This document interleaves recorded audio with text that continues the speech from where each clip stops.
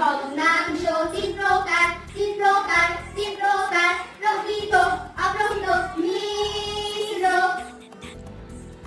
তো একটাবার চিন্তা করছেন লেখাপড়াটা কোথায় চলে গেছে ভাই? আমাদের সময় আমরা যে রকমের লেখাপড়া করতাম আর এখনকার লেখাপড়ার ভিতরে ব্যবধান কতখানি, মানে বিলিভ করতে পারি না ভাই। মানে এগুলো কোথা থেকে আসলো?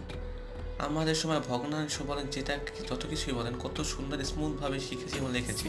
আর এখন শিক্ষা ব্যবস্থাটা কী ভাই, সব কিছু নিত্যে পরিণত হচ্ছে। মানে এই ভগ্নাংশটা মানুষ এইভাবে পড়ায়, মানে চিন্তা করেন শিক্ষা ব্যবস্থাটা কই গেছে ভাই, আফসোস লাগে। ঠিক আছে, দিনে দিনে অনেক অবস্থান খারাপ হইতেছে।